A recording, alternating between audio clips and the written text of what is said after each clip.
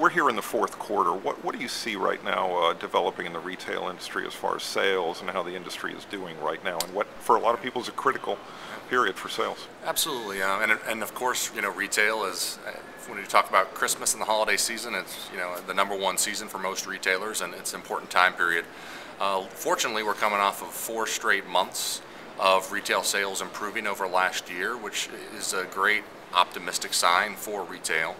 I think if you ask most retailers, they'll see and expect growth overall in the single digits type of a time frame here, or a numbers game for coming up in this holiday season.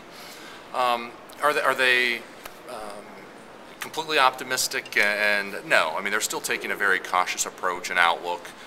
Some of the things on the operational side they're going to be doing, they're absolutely going to be still keeping operations very lean. In particular, inventories are going to be tight still this year. They will be a little looser than last year. They'll be a little, the levels will be a touch higher. I think in terms of that cost service play out, they'll take a little bit of a less conservative approach, but still conservative. And it is that cautious outlook that we're seeing. Yeah, I mean, clearly what I'm hearing from retailers is they do not want to have inventory around. I mean, you see that then kind of expanding a little bit, or a little more? Most definitely. I mean, when we saw it last year, retailers erred on the side of selling through and selling out of product rather than being left over on with the product at the end. Now this year they are bumping them up, so I think they're going to take a few more select risks in certain product categories. But still, they are going to have that cautious outlook. Are there lessons that logistics planners learned from the downturn that we had, and from the real pain that was felt really throughout the whole supply chain? The theme, and we've all been very aware of it, has been do more with less, and that's been felt nowhere more than in the supply chain. I mean, I think on the very positive note, retailers and management teams have turned to the supply chain to help them weather the storm.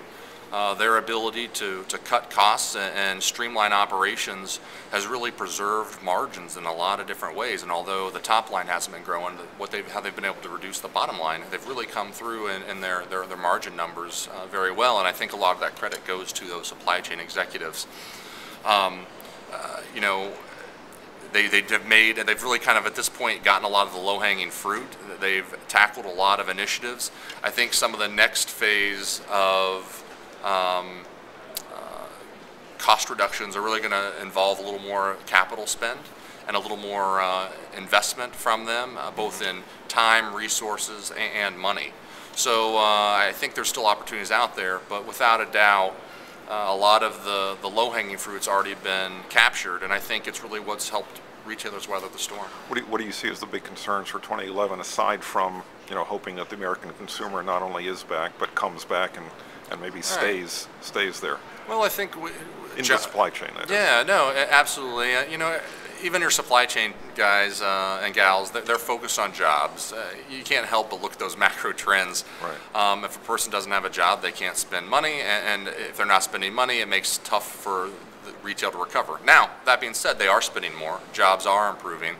I really think in 2011 you're going to see retailers understand, hey, we have been bouncing on the bottom, and let's start looking at and planning for some growth here a little bit and some improvement. And I think you'll see retailers, they were so focused on cost through this environment. I think they'll start to take a little more balanced perspective of cost and service levels. And service levels, hey, you still got to get the product on the shelf, and I'm not suggesting that they're missing transit times or windows. No, of course they're hitting those. It's more in things like inventory plays and in how deep and broad assortments are going to be. Those type of aspects, you're going to see them start to try to really prepare for growth. And that involves in the supply chain, that involves the network too. The supply chain network, hey, let's look at, let's assume we are going to start some growth curves here. What do we need to start positioning to handle? Is there concern about capacity? We've heard about truckload carriers not adding back capacity in great numbers. LTL guys are having trouble right now. There's a lot of discussion about ocean capacity. Some carriers are saying they're going to pull strings, idle ships again.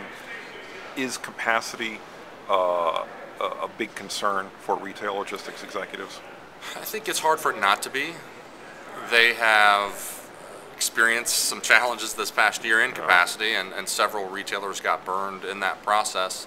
And I think it's hard not to be thinking and have that top of mind for this coming year. At the same token, I think a lot of those issues have kind of worked out. They have undertaken a lot of conversations with the different carriers and opened up conversations. And really, I think the most effective retailers have been those that have partnered with and taken a partnership approach with different carriers and really said, hey, let's work together. What's most important is we need to avoid the ebbs and the flows here. Right. Let's not have the peaks, let's not have the dips. Let's try to have some consistency and some predictability. And predictability is definitely what's been a lot of the challenge for retailers. It's not as much where the rates went, but how quickly they went. It wasn't as expected as most would think, and there was some of that unpredictability that caused a lot of the problem with it. It's a logistician. If you know something's going to happen, you can plan for it.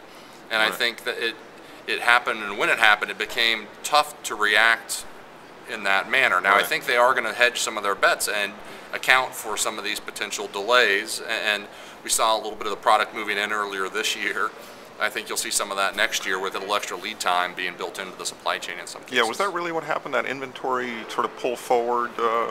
It did. I mean, not across the board, and not all retailers were the same, but some retailers, their method to handle this was, hey, let's build in a little more lead time, and I have to take a little bit of a hit on my inventory carrying costs. I'll do that to make sure I hit my service levels when I need to, and I'd much rather build in more time frame and have that extra inventory cost than get in a bind where I'm having to expedite freight at the last minute to get it over there because there wasn't capacity, and my rates obviously to expedite it by air or whatever it is to make sure I can hit that circular drop when I need to hit the drop. And that's a worst case scenario. Right. And I think we did see several retailers take that tactic. Yeah, okay. Casey, thank you very much. No problem. Appreciate it.